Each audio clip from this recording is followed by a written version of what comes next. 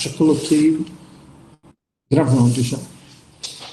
Bom dia a todo mundo. Hoje, a gente da última vez, né, leu o prefácio, né, do Tractatus, né? E eu hoje vou tentar fazer uma espécie de voo panorâmico pela obra.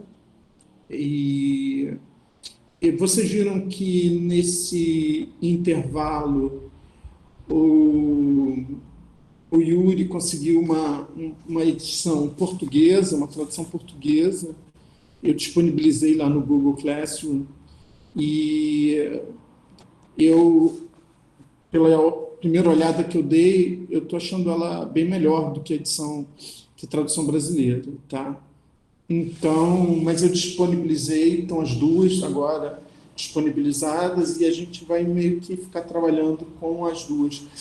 Eu estava falando aqui, antes de começar, a, que a edição brasileira é boa porque ela é bilíngue, né? Então ela tem o texto alemão do lado ali, então ela permite essa consulta ao texto alemão. Então é muito útil, mas eu acho que a tradução portuguesa, pelo que eu vi até agora, é bem mais literal, né? Enfim, a gente vai ficar comparando, porque é muito bom você sempre ter acesso ao maior número possível de traduções do mesmo texto. Isso é sempre é muito esclarecedor, tá? Eu vou iniciar a apresentação de tela, tá?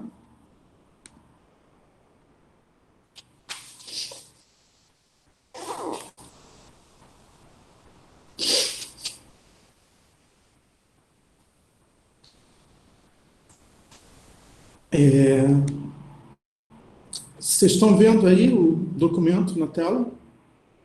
Sim. Estamos sim. Ok. Então, essa daqui Perdão. Essa aqui é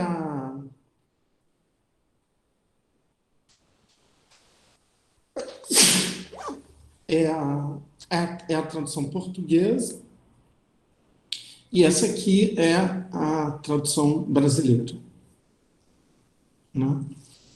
E eu fiz uma coisa que depois eu vou disponibilizar para vocês,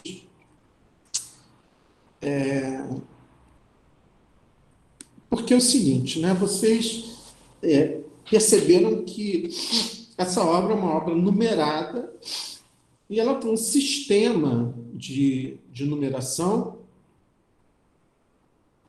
Então,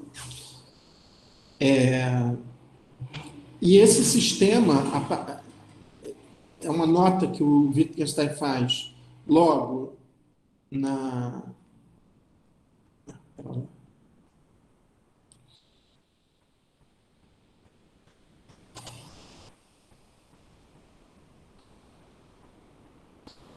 É uma nota que ele faz aqui, dizendo: os decimais que numeram as proposições destacadas indicam o peso lógico dessas proposições, a importância que tem em minha exposição. As proposições N.1, N.2, N.3, etc., são observações relativas à proposição número N, né? Então, se N é 1, as proposições 1.1, 1.2, 1.3 são observações relativas à proposição 1. Assim como as proposições N.M.1, N.M.2, etc., são observações relativas às proposições número N.M, e assim por diante, né? Então, deixa eu subir aqui. Então, por exemplo, se você tem uma proposição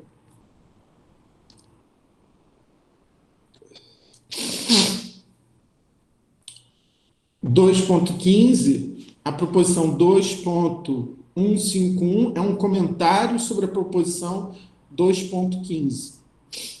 E a proposição 2.1511 é uma proposição que é um comentário da proposição 2.151. Então, ele tem um sistema, só que esse sistema ele está ligado a isso que ele chama de a importância, né, o peso lógico que tem essas proposições. Então, as primeiras proposições, elas têm um peso lógico maior. E conforme você vai, esses números vão ficando maiores, isso quer dizer que ali eu já estou numa discussão de detalhes. Isso em tese, tá? A gente vai ver que nem sempre isso vai depender também de como você lê, porque às vezes essas proposições que têm números muito maiores, e portanto poderiam ser lidas como descrevendo pequenos detalhes, às vezes algumas delas assumem uma importância muito grande, tá?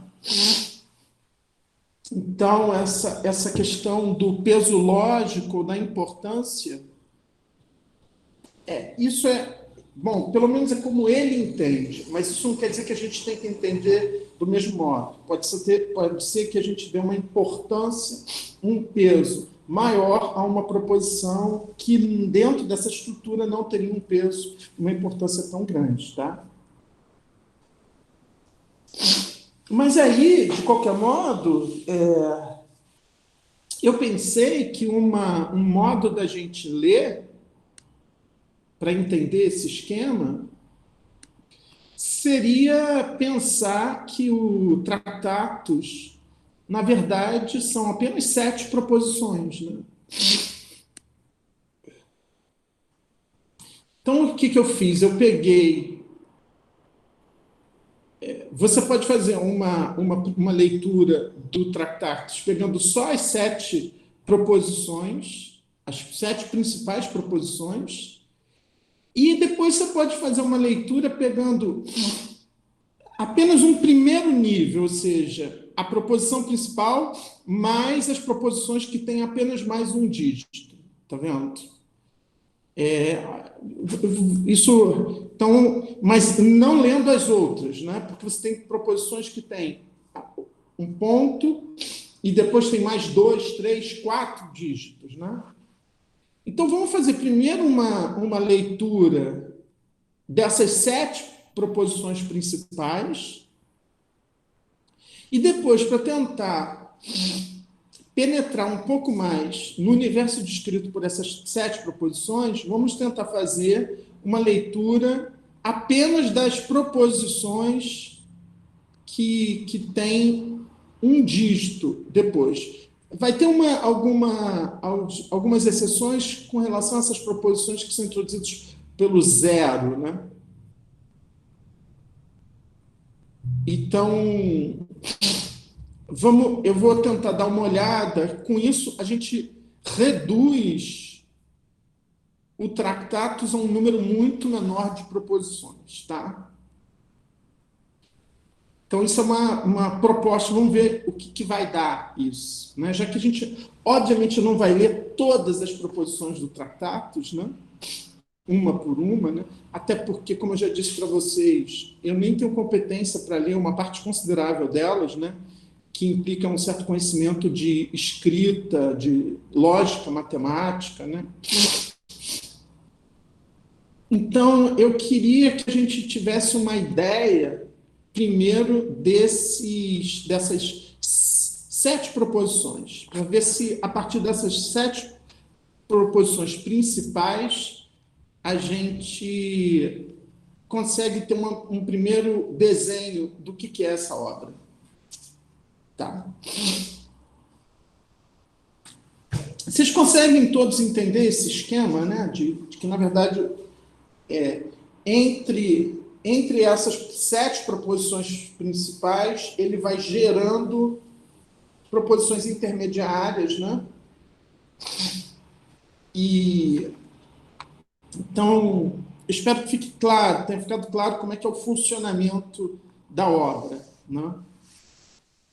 Mas qualquer dúvida é só vocês me perguntarem, tá? Então, eu vou ler primeiro as 7 proposições e vou tentar. Deixa eu abrir aqui mais um novo documento só para poder escrever coisas.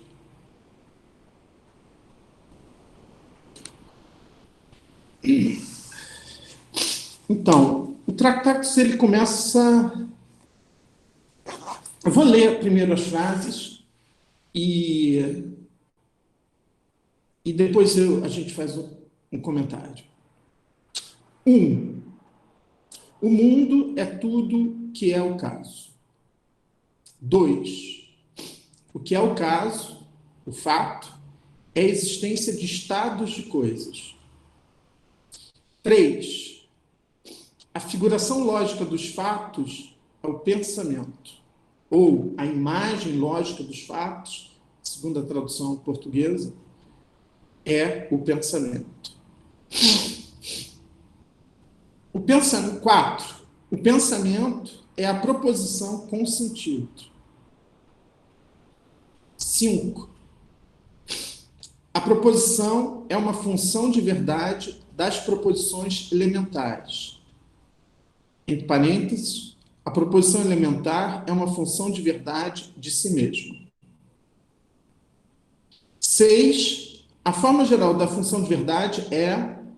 Aí tem uma notação lógica aqui, eu nem sei ler isso, e inclusive ela está errada, porque esses itens, eu não sabia como fazer isso, por exemplo, esse P aqui, ele tem um traço em cima dele, e esse Xi aqui, que é essa letra grega, também tem um traço em cima dele, e esse Xi aqui também tem um traço em cima dele, eu não sabia como fazer isso, eu não sabia onde encontrar esses símbolos, porque eu sou totalmente ignorante em lógica, em escrita, em notação lógica. Né? Então, a forma geral da função de verdade é isso aqui. Isso é a forma geral da proposição. 7. Sobre aquilo de que não se pode falar, deve-se calar. Eu coloquei também, para cada uma dessas frases, o texto em alemão, né? E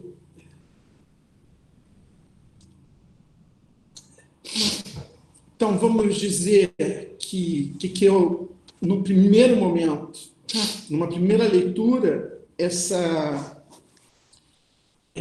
lista de 7 proposições, ela faz um desenho muito essencial do que é obra. O que a gente pode dizer a partir daí? A gente pode dizer que as primeiras 2 proposições falam do mundo, isso que a gente poderia chamar de...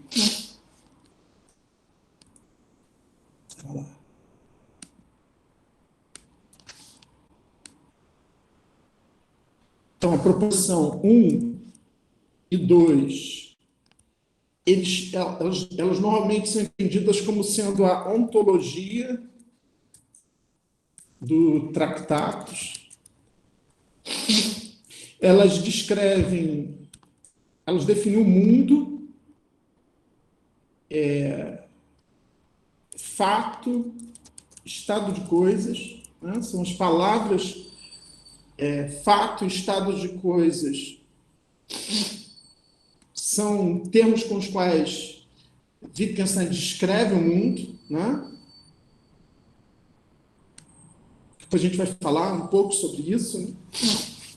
Depois, no item terceiro, ele introduz a proposição, ele introduz o que seria... Aqui, veja,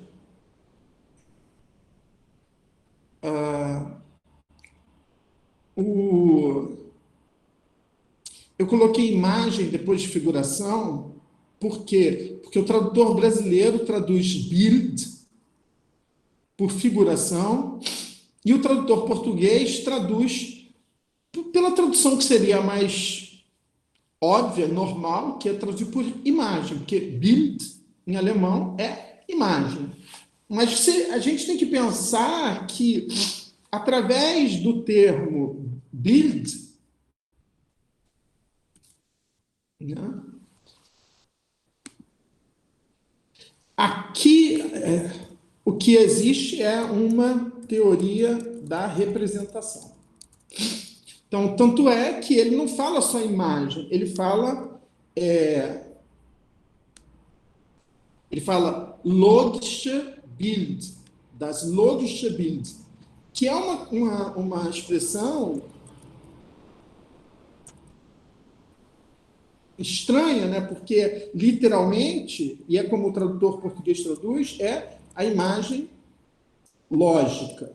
Ou seja, ele está pensando, ele usa esse Bild, esse logische, para dizer que se trata de uma imagem lógica, ou seja, de uma representação. E o que ele diz? Ele diz que a imagem lógica dos fatos é o pensamento. Então, essa teoria da representação, ela é também uma teoria do pensamento.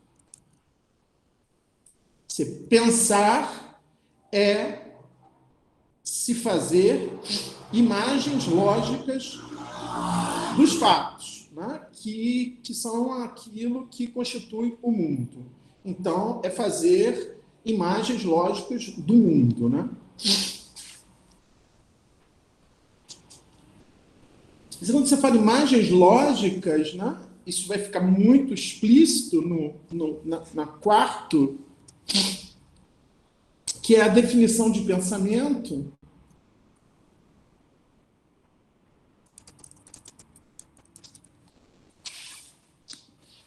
Então, o quarto é exatamente o pensamento é a proposição com sentido.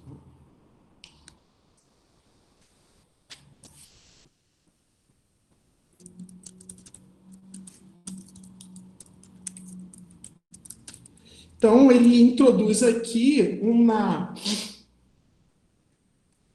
certa indiscernibilidade entre pensamento e linguagem. Não? O que ratifica essa ideia de que essa imagem lógica que nós fazemos dos fatos, que é o pensamento, na verdade, essa imagem lógica ela é uma proposição. Por quê? Porque o pensamento é uma proposição com sentido.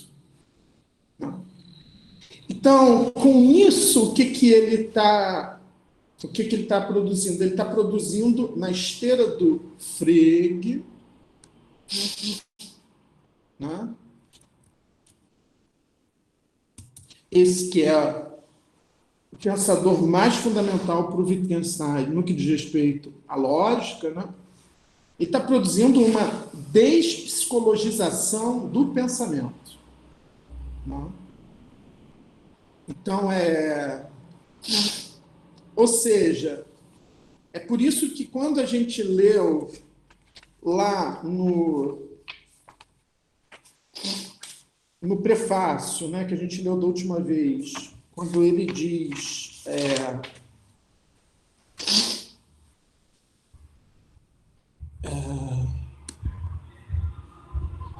Era lá.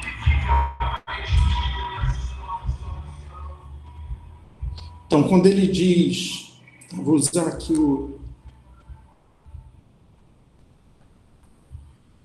quando ele diz... Este livro será, talvez, apenas compreendido por alguém que tenha, uma vez ele próprio, já pensado os pensamentos que são nele expressos. Então, Então, o Tratatus é um livro constituído de pensamentos expressos. Quer dizer, os pensamentos se expressam na forma de proposições dotadas de sentido. Né?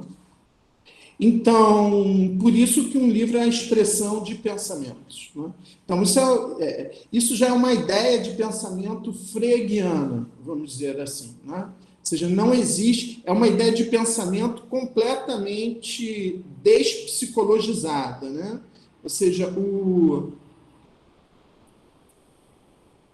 pensamento é a proposição com sentido. Né? Então, uma proposição com sentido é um pensamento expresso. Né? Então, existe um mundo, existe uma imagem lógica do mundo, uma representação do mundo. Essa representação é um pensamento. Esse pensamento é uma proposição dotada de sentido. E aí, o que ele vai fazer nas proposições 5 e 6? Ele vai fazer uma teoria da proposição, que é exatamente a parte que a gente menos vai poder acompanhar, porque ela é uma teoria lógica da proposição. Né? Essa teoria que se descreve através dessas duas proposições fundamentais. A proposição é uma função de verdade das proposições elementares. Então, introduz aqui o conceito também fregeano de função de verdade. A proposição elementar é uma função de verdade de si mesma. Não sei se em algum momento eu vou falar desse conceito de função no Frege, né? Talvez. Né? E aí ele vai dar uma forma geral da função de verdade, ele vai dar uma forma lógica dessa função de verdade, através da qual ele define a proposição, tá? E a proposição elementar. Ou seja, isso é a forma geral da proposição. Ele dá uma fórmula lógica da proposição, que define a forma geral da proposição. E uma vez que ele define qual é a forma que essas proposições têm que ter para serem proposições dotadas de sentido, não? Ele define também tudo que não é uma proposição dotada de sentido. Então, ele define sobre o que nós podemos falar, porque sobre o que nós podemos falar, ele acredita que nós podemos falar sempre de modo muito claro, mas com isso ele também define, por exclusão, tudo aquilo de que nós não podemos falar. Sobre aquilo de que não se pode falar, deve-se calar. E aí essa frase, o que é óbvio, né, ela não tem desdobramentos. Né? Ou seja, todas as outras proposições, elas têm desdobramentos. Né? A primeira proposição, ela se desdobra em várias proposições, a segunda proposição se desdobra em várias proposições, e assim todas elas se desdobram em várias proposições, mas existe uma última que não se desdobra, porque ela é uma espécie de estabelecimento de um limite, dizendo aqui termina o que pode ser dito, depois daqui é um espaço sobre o qual nós devemos silenciar. Olha, esse espaço é aquilo que a gente viu da última vez, que é o espaço da ética. Né? Ou seja, o que é isso sobre o que nós devemos calar? E Wittgenstein acha que é a ética. Ou seja, como ele vai explicar, quase lá no final, é aquilo que para ele se resolve sozinho, nisso que ele chama de vida. Né? É interessante que esse ponto 7, ele não tem desdobramentos, né? Ele não gera novas proposições, ele é uma última proposição final, como eu disse, ele é uma espécie de muro, uma espécie de placa, né? Dizendo, ó, Para além daqui, não existem mais proposições dotadas de sentido. Para além daqui, você pode falar, mas tudo que você falar será apenas nonsense, né? Que é como ele entende todo o discurso sobre ética, sobre estética, sobre religião, né? Só que, embora ele não escreva nada depois da proposição 7, quando a gente vai ver que uma série de proposições que ficam um pouco antes da proposição 7, que, portanto, se encontram aqui no campo da proposição, como um desdobramento da proposição 6, essas proposições que estão no final ali das proposições geradas a partir da proposição 6, elas tocam nesses assuntos. Elas falam de ética, elas falam de Deus, elas falam de estética, ou seja, num certo sentido, há uma espécie de trapaça do Wittgenstein, né? Porque como ele sabe que essa sétima proposição ela não pode ser desdobrada em novas proposições, ele faz uma espécie de trapaça e coloca essas proposições, que no caso seriam um desdobramento da sétima, antes dela, né? No final das proposições geradas a partir da proposição de número 6. Né? Então, assim, qual é o desenho que essas proposições fazem, né? Nesse sistema que é criado? Né? Então, eu tenho mundo, ontologia, eu tenho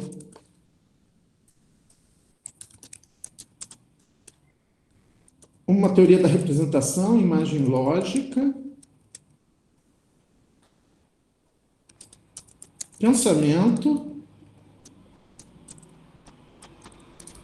proposição,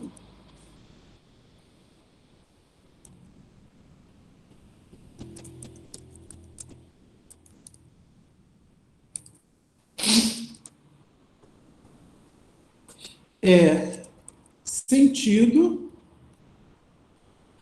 porque o pensamento é definido como proposições. Cadê?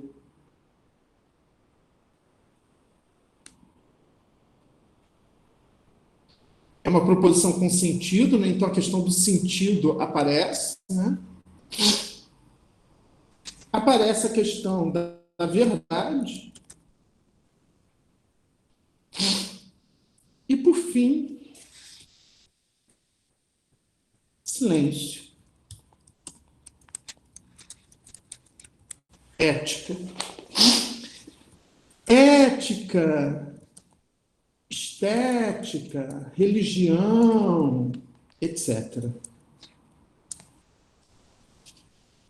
Se eu fosse fazer um retrato tentando descrever o essencial do que é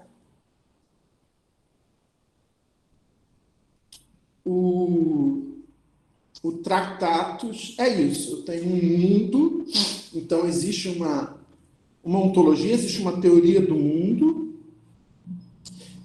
que é bastante breve. Né? A teoria da representação ela é muito mais detalhada, ela é muito maior do que a ontologia, né? Ou seja, essa teoria da representação é uma compreensão do pensamento como uma representação do mundo, mas ao mesmo tempo que o pensamento é uma representação do mundo, o pensamento não é senão uma proposição dotada de sentido. Então, eu não tenho, por exemplo, um sujeito do pensamento. Isso aqui também vai ser interessante, né? Aqui, ó, a gente vai ver que vai aparecer aqui entre 6 e 7 o sujeito. Então, tem uma proposição que fala do sujeito. E o Wittgenstein, ele vai falar que o sujeito é alguma coisa que está na fronteira entre o mundo e o que não pertence ao mundo, né? Ou seja, veja, esse estabelecimento de limites do mundo, como ele mesmo vai dizer em uma das proposições, é um estabelecimento dos limites da linguagem, né? Quando ele diz, o meu mundo, os limites do meu mundo correspondem aos limites da minha linguagem, né? Porque o mundo, ele vai dizer logo de início, ele é constituído de fatos, né? Ou seja, de coisas que podem ser representadas, né? Através de proposições, né? Então, os limites do mundo correspondem aos limites da linguagem do Wittgenstein. E o que é interessante é que o sujeito, ele é alguma coisa que, para o Wittgenstein, faz uma espécie de encontro entre o mundo e a linguagem, né? E alguma coisa que estaria para além da linguagem. Então, a gente pode pensar que o sujeito estaria entre a linguagem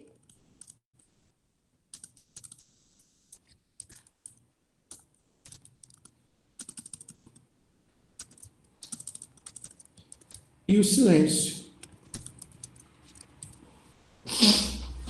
Ele vai... O que faz muito sentido, né? Porque, por exemplo, o Agamben... Então, esse silêncio aqui, a gente também pode entender, para o Wittgenstein, que isso aqui seria a vida, né?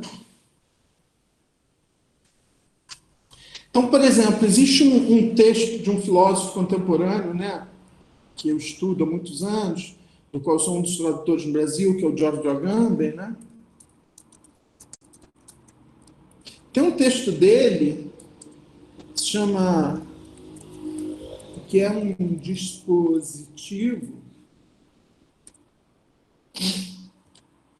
que ele vai dizer nesse texto alguma coisa muito parecida com isso, porque ele vai dizer que, ele vai entender que existe a linguagem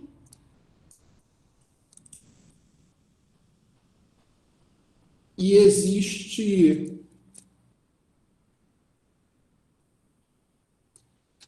os viventes, os seres vivos, né? E aí, entre a linguagem e os viventes, existe o sujeito. É bem parecido com esse esquema que eu estou colocando aqui para o Wittgenstein, para poder entender o Tratatus, né? Então, nesse campo aqui do sujeito, ou seja, o sujeito ele estaria nesse limite, entende? Ou seja, no limite do mundo. Então, isso quer dizer que esse pensamento aqui e essa representação aqui, ela não é um pensamento sem sujeito, é um pensamento sem representação. Isso pode parecer para nós assim, um pouco surpreendente, mas como é que... Então, um pensamento, mas não tem um sujeito do pensamento, tem uma representação, mas não tem um sujeito da representação. Isso pode parecer estranho para nós, porque nós somos cartesianos, né? Nós somos pós-cartesianos. Então, mas, num certo sentido, por isso que eu concordo com a argumentação que o Luiz Henrique Lopes dos Santos faz na apresentação dele, né? Essa nova tradição que surge com o Frege, ela tem uma aversão à psicologização das questões, né? Ela, num certo sentido, o que ela faz é retomar as tradições da filosofia grega antiga, Platão e Aristóteles, sobretudo. É por isso que o Luiz Henrique Lopes dos Santos, ele faz nessa longa apresentação que ele escreve, né, para o Tractatus, ele faz uma longa apresentação também dos textos do Platão e do Aristóteles, sobretudo do Aristóteles. Por quê? Porque a filosofia antiga ela tem uma teoria da relação entre a linguagem e a realidade, vamos dizer assim, de modo meio ingênuo, que não trabalha com a noção de sujeito, porque a noção de sujeito é uma noção moderna. Né? Então, em Platão e Aristóteles, a questão da verdade não é a questão da adequação das representações que um sujeito se faz sobre a realidade. A questão da verdade é a questão da adequação entre o discurso, o logos e a realidade, o ser. Não é? Então, para Platão e Aristóteles, a questão das condições de verdade, para usar uma expressão que o Luiz Henrique usa muito, né, que é uma expressão do Frege, do Wittgenstein, né,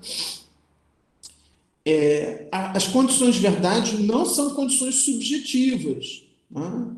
Então, quando Platão coloca essa questão lá nos diálogos, quando Aristóteles coloca a questão nos textos, nos tratados dele, né? Ou seja, quais são as condições que devem ser satisfeitas para que um discurso seja considerado verdadeiro ou falso. Né? Então, essa relação entre a linguagem e a realidade, ela é uma relação onde não tem esse lugar que é o sujeito, entende? Então, isso aí é uma coisa que vai acontecer na filosofia moderna. E é muito interessante que a filosofia moderna, ela introduz o sujeito, e aí, no mesmo ato que ela introduz o sujeito, ela meio que esquece a questão da linguagem, né? Porque ela é siderada pela questão das representações que o sujeito se faz da realidade, né? Então, a filosofia contemporânea, a gente está falando sobre isso, né? A filosofia contemporânea ela põe essa categoria de sujeito sob suspeita. Alguns dos filósofos da filosofia contemporânea eliminam totalmente a questão do sujeito, outros não eliminam, mas então precisam redefinir o que é o sujeito, né? Mas mesmo aquelas que não eliminam, que mantêm a noção de sujeito, tem que pensar o sujeito não mais como um sujeito de representações mentais da realidade, mas como um sujeito do discurso, da linguagem, né? Um sujeito que faz proposições sobre o real, que diz coisas sobre o real, né? Então, a categoria de pensamento, de representação e de pensamento aqui, ela tem que ser entendida de modo radicalmente não psicológico. Ou seja, o pensamento é aquilo que se expressa numa proposição. Se expressa numa proposição dotada de sentido. Né? Então, ele vai ter que definir quais são as condições que uma proposição tem que satisfazer para ser uma proposição dotada de sentido. E ele acha que não existe a possibilidade de haver proposições dotadas de sentido sobre ética, estética, religião, etc. Ou seja, todas essas proposições, todas as coisas que nós proferimos sobre esses campos são nonsense. São proposições que não são dotadas de sentido. Para o Wittgenstein.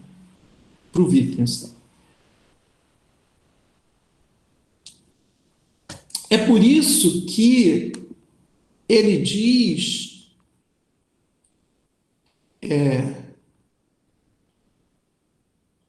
quando ele diz assim,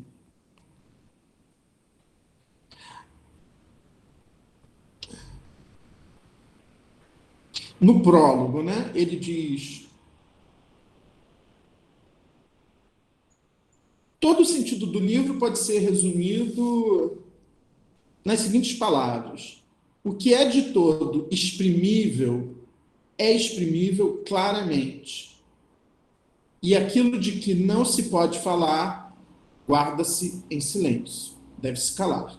Tá? Então, essa ideia da expressão, do exprimível, essa ideia de que um pensamento se expressa numa proposição dotada de sentido. Isso são os pensamentos que são exprimíveis, expressáveis. Se existem pensamentos que não são expressáveis, que não são exprimíveis, se existem pensamentos que se expressam através de proposições que não são dotados de sentidos, então a Wittgenstein não considera isso pensamentos, né? Porque o pensamento para ele é a proposição com sentido. Uma proposição sem sentido não é um pensamento.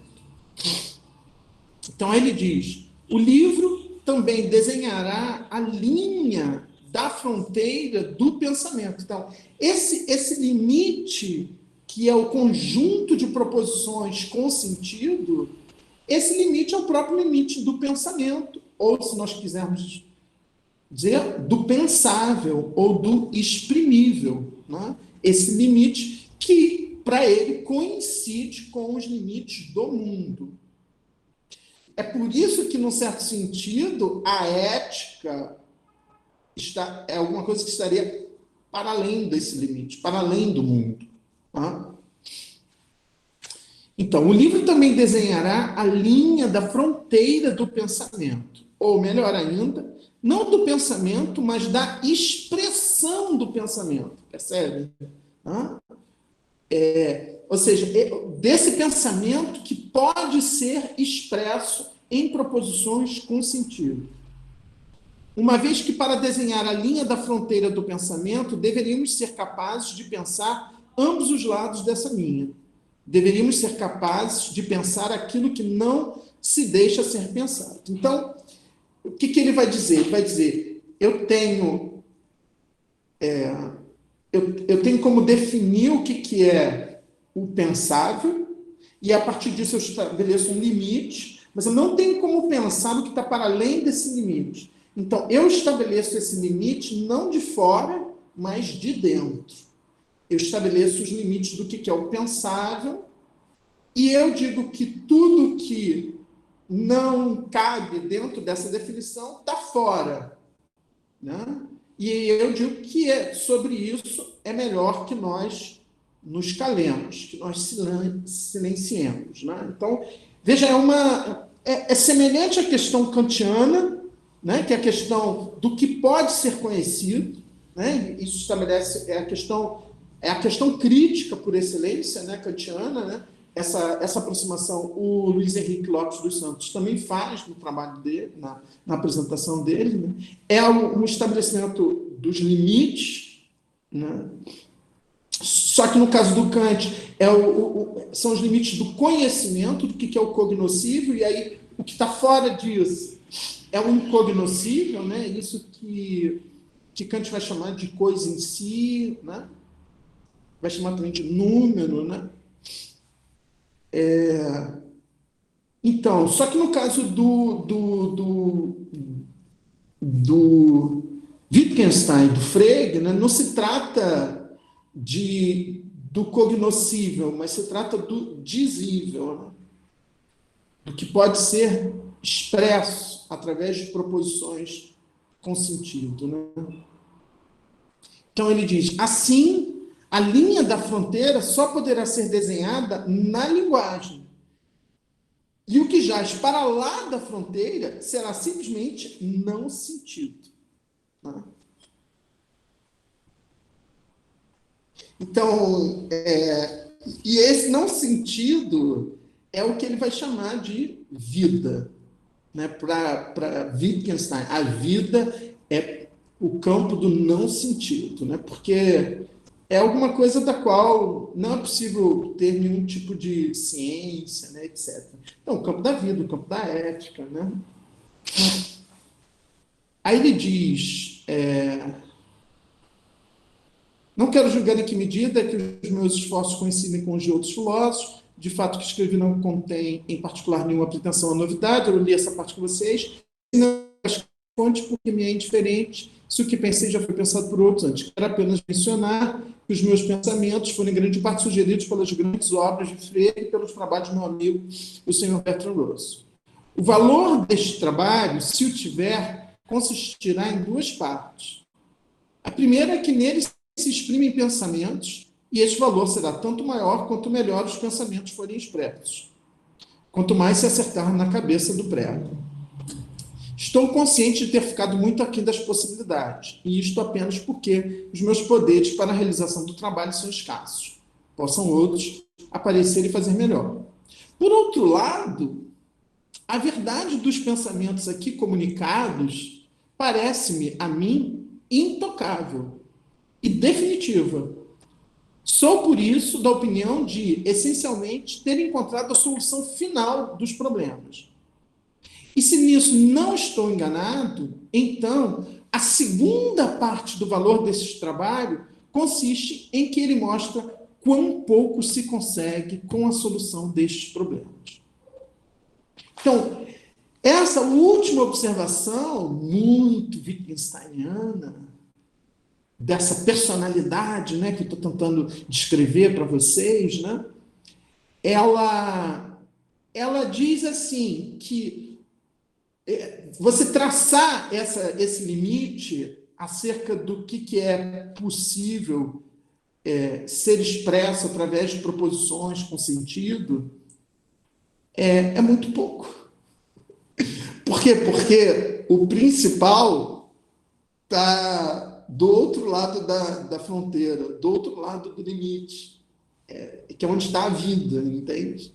Então, por isso que ele diz que o valor desse trabalho consiste em que ele mostra quão pouco se consegue com a solução desses problemas que ele pretende ter resolvido de uma vez por todas. Depois ele não vai acreditar mais nisso, né? Ele, quando ele faz isso, ele realmente acredita nisso, tanto é que ele abandona a filosofia. O Wittgenstein é uma figura realmente muito fascinante, né? Ele acha que ele resolveu todos os problemas, aí ele abandona a filosofia, aí ele vai ser jardineiro, vai ser professor primário, ele abre mão totalmente da fortuna, né, da herança da família dele, né, da fortuna da família dele, abre mão, né? Abre mão mesmo, né, assim, legalmente abre mão, né? Não só de boca, não. Ele abre mão legalmente daquela fortuna e vai viver como professor primário ou como jardineiro de um monastério, entendeu? Porque ele acha que ele resolveu definitivamente todos os problemas que existem na filosofia. Mas aí, depois, ele acaba voltando quando ele começa a ver que, na verdade, ele não tinha resolvido esses problemas e aí ele começa a construir uma nova teoria que põe em questão essa teoria que ele tinha construído no Tractatus, né? Então, eu vou fazer uma pausa aqui, tá? E aquele nosso intervalo. E aí vocês